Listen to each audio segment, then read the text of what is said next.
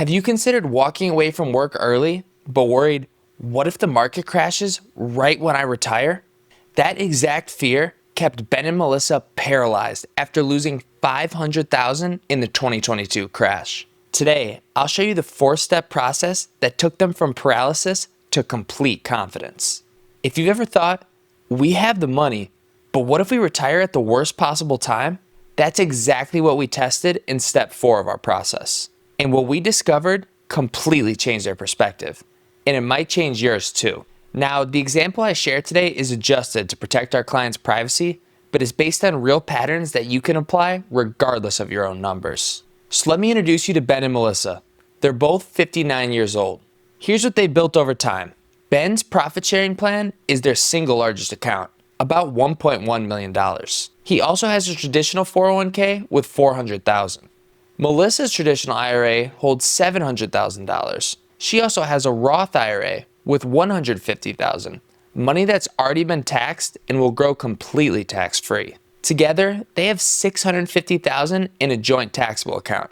Easy to access, but subject to taxes on gains. In their home, fully paid off and valued at $750,000. They have a net worth of $3.75 million, but the $3 million in liquid investments is what would fund their retirement. From the outside, it looked solid, but knowing your portfolio is just one part of the complete retirement picture. Therefore, we need to start by mapping out exactly what they wanted their retirement to look like. Ben and Melissa came to us wanting to explore retiring at the end of this year, at age 60. For most people, that's considered early retirement since it's 7 years before their full Social Security age and 5 years before Medicare kicks in. They wanted to know, was this realistic or just wishful thinking? From there, the foundation of their plan is this: $10,000 per month in after-tax spending. That was the number Ben and Melissa gave us. They said this amount would cover all of their day-to-day expenses. It includes utilities, groceries, insurance, entertainment, and gives them breathing room for the unexpected expenses that always seem to pop up. Next is travel. Ben and Melissa had spent 30 years being busy with work and kids. They'd never really traveled, never taken those trips to Europe they'd always talked about. We started by assuming $20,000 per year for travel. Healthcare was a major factor. Since they're retiring at 60, 5 years before Medicare, we had to plan for the full cost of health insurance. They'd start by taking COBRA from their current employers, then transition to marketplace plans. We estimated about $1,000 per month each. What we found is that healthcare costs tend to climb faster than other expenses, so we budget for higher increases annually. The good news is that once they turn 65 and get on Medicare, their costs drop significantly. Altogether, these weren't just numbers on a screen. They were a picture of the life Ben and Melissa wanted to explore: financial security, travel adventures, and the freedom to spend their 60s doing what they loved instead of working. So now we've completed step 1, which is mapping out their retirement vision. But now that we have that vision, we need to see what income will be available to fund it. Therefore, the next step was figuring out what money they could count on besides their savings. Right now, they're both still working at full capacity. Ben brings in about $185,000 a year in sales, and Melissa earns around $120,000 in insurance. That's over $300,000 in combined annual income, a substantial foundation they've built their lifestyle around. But those paychecks would stop at the end of this year if they retired at age 60. The good news is that Social Security provides a solid foundation later in retirement. Ben's estimated benefit at his full retirement age of 67 is about $3,200 per month. Melissa's benefit at her full retirement age comes in at about $2,800 per month. Together, that's substantial guaranteed income, but not until they turn 67. For 7 years, there's a complete income gap that their portfolio needs to bridge. And that's exactly why they were concerned about market timing. They weren't necessarily worried about running out of money in their 80s. They were worried about what happens if the market crashes right after they retire and they have to pull money out of declining accounts year after year. So that's step 2, identifying what income is going to be there to help fund their retirement. Now, we need to see what their plan would actually require from their portfolio. And to do this, we needed to compare their income to expenses year by year to see how they stack up. This is the cash flows page, one of the most important tools we use to test the strength of any retirement plan. It provides a year-by-year summary of income, expenses, goals, taxes, and the net amount that needs to come from their portfolio. We'll walk through it left to right, just like you'd read it. Let's start with what's coming in. From 2026 through 2032, their first 7 years of retirement, you see zeros across the entire income column. No work income, no Social Security yet. Everything they need has to come from their savings. That continues until 2033, when they both turn 67 and Social Security begins. You'll see the income jumps to about $78,000 annually. But look at this gap. 7 full years with zero guaranteed income. That's what makes early retirement so challenging and why a market crash scared them so much. Now, let's shift over to what's going out. Ben and Melissa's core lifestyle expenses started around $144,000, growing to about $156,000 by year 7. That's their $10,000 per month target, plus healthcare costs, plus adjustments for inflation over time. Then, there are the dreams they've been putting off. Travel. $20,000 per year to finally see Europe and take those trips they never had time for while working. This isn't just spending, it's reclaiming the experiences they'd sacrificed while building their wealth. Now, let's talk about the part that everyone seems to forget about: taxes. In the early years, with no work income and strategic withdrawals, taxes start manageable, around $10,000 annually. But watch how this changes. As they age and need larger withdrawals, the tax bite grows substantially. By the time Social Security kicks in, they're paying over $30,000 in taxes each year. So where does this leave us?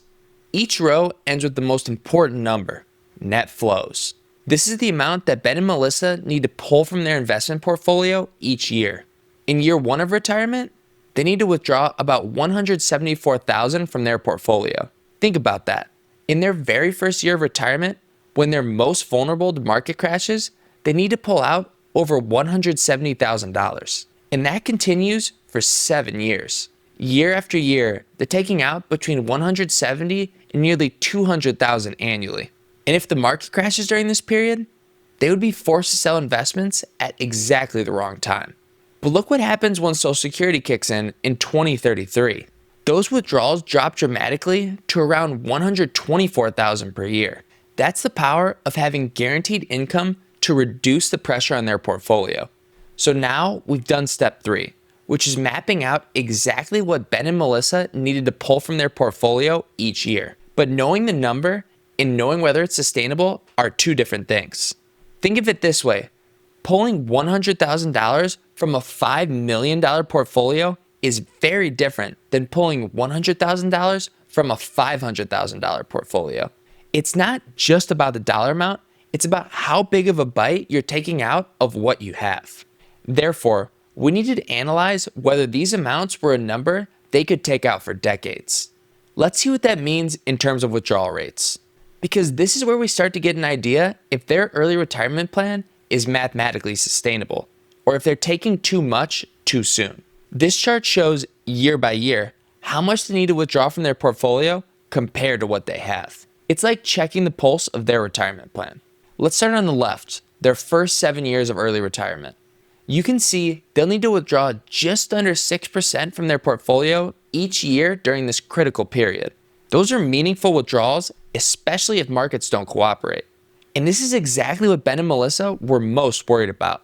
But watch what happens when Social Security begins at 67. Their withdrawal rate drops dramatically to a little over 3%. That guaranteed income of $6,000 per month takes enormous pressure off their portfolio. From 67 onward, they're only withdrawing around 3 to 4% each year. Many experts consider those very sustainable numbers, the kind that can handle market ups and downs over time. So here's what this tells us. The early years require the biggest withdrawals from their portfolio, just under 6% annually. But once Social Security kicks in, the pressure drops dramatically to a little over 3%. But the problem is, these rates assume steady market returns year after year, which never happens in reality. Therefore, we had to test their plan against the unpredictable conditions that they may face in retirement. And what happened when we tested their plan? changed everything for them.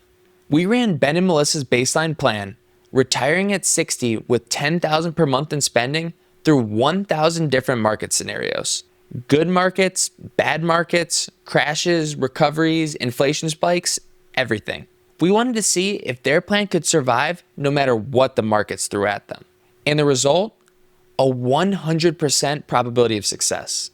That means in every single one of the projected 1,000 scenarios, they never ran out of money. And with a projected ending portfolio still over $3.7 million, the numbers made it clear they could retire early.